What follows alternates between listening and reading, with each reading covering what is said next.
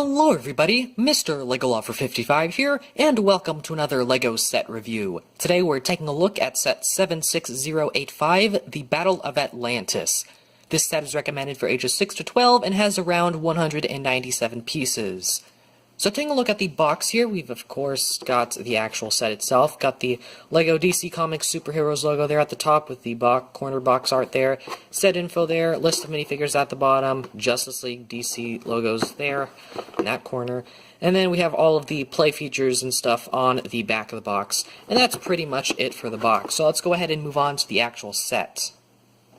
So here is the entire set all built up. So I guess we'll start off with the play features. So I guess we'll start off with the play features on the main build, so put some of these minifigures off to the side. So one thing, of course, you can see you can put the minifigures on these little column things, and you can sort of move them around, make them look like they're swimming underwater or something. And basically how it does that, they're just attached on a Technic piece, which is attached with studs, which attaches the minifigure, and you could move it around a little bit to the side, maybe give them a bit more, I guess, dynamic poses, which is pretty cool.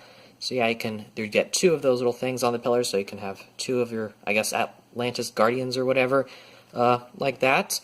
Then also we've got a little thing with the mother box, so if you take that off of this pedestal and you move it around here, you can place the mother box in there, and basically there's supposed to be a play feature with this, and to I guess, sort of pull it off, you need this guy, and you need the super jumper included in this set. However, these super jumpers are known to sort of, I guess, mess with minifigure legs, to sort of break them. So I'm going to be using just a random pair of minifigure legs I don't really care about, and just attaching those so I don't break the nice new ones.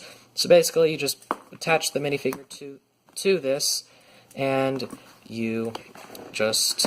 Oops, okay, that wasn't supposed to happen. So what you do is you take your little minifigure with the super jumper, you push down on the back, and you're supposed to hit the top of that, and so the mother box then comes out. So you can just do that as much as you want. It can get higher. And this thing can also come off, so it's not connected in any way, so it can just pop off, so I guess that's neat.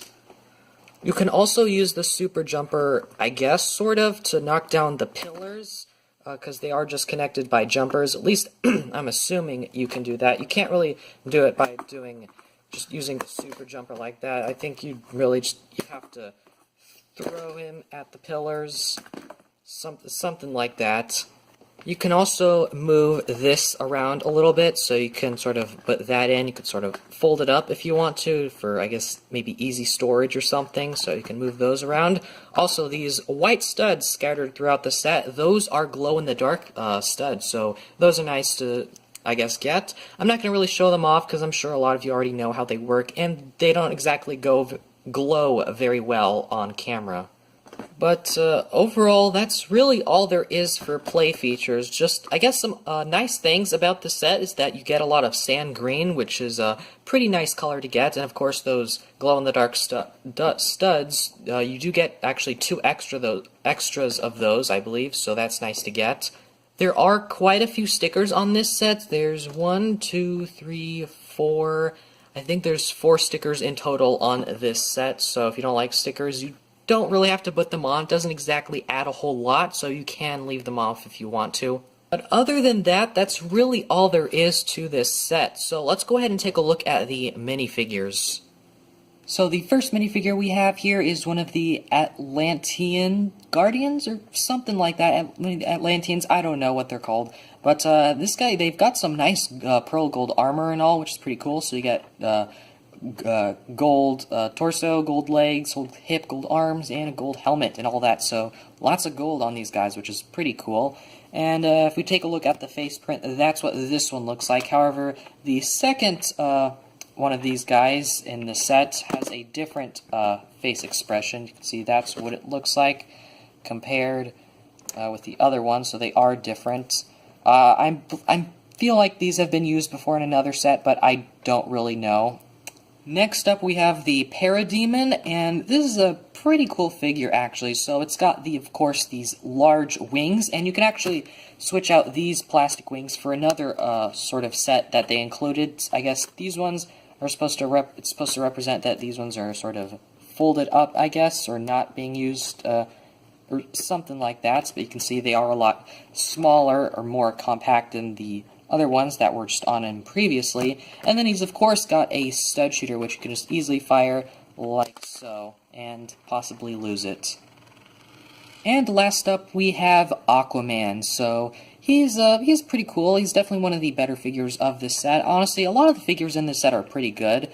But you can see he's got that hairpiece. I'm not sure if this one's exclusive or not. I feel like it might be. It's going to be used in another set or something. I thought it was, but I'm not. I don't. This might have been a new hairpiece at the time. Face print, I'm pretty sure, was new at the time. So there's a look at that, and a look at the other facial expression.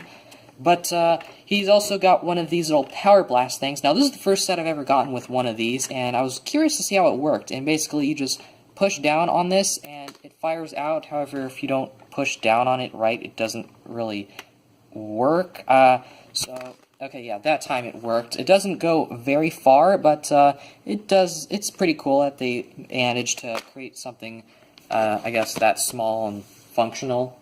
So, yeah. That is Aquaman, and also he has a trident in gunmetal gray, which is pretty cool. So now we'll go ahead and take a quick look here through the instruction manual. So on the front, same stuff as on the front of the box. Here, the next page, it shows that you should open up the bags according to their number, and then instructions shows that those pieces can glow in the dark, just for proof there. And then we have the final product, shows how to use the Power Blast, our good old list of pieces, advertisement for some of the other Justice League sets, advertisement for the DC, Lego DC Superheroes website, and that is pretty much it. So let's go ahead and move on to the end of the video. So overall, I have mixed thoughts about this set. So this set originally retailed for $20, and it has an average price to part ratio. However, I got it on sale for about $7 at Walmart. So if you're looking to get this for a cheap price, check Walmart's.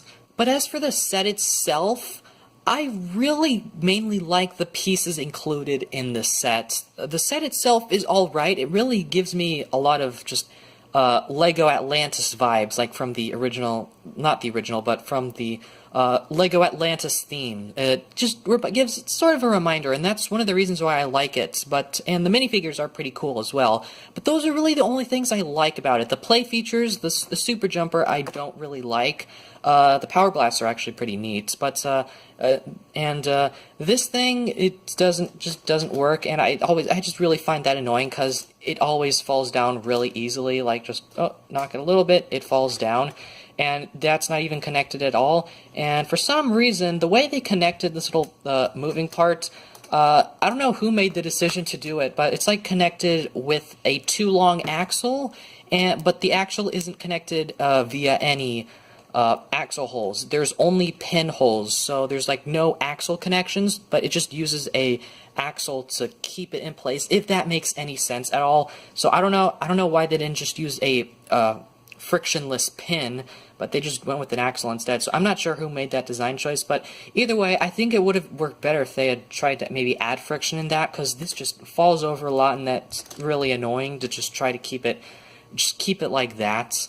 But yeah, really the only thing I can say I like about this set is maybe the power blasts, the pieces, the minifigures, and that's really it. Because this thing does have some pretty cool pieces, especially for a cheap set like this. It's got all the sand green pieces, the glow-in-the-dark pieces, and I guess technically the power blast would count as like a piece.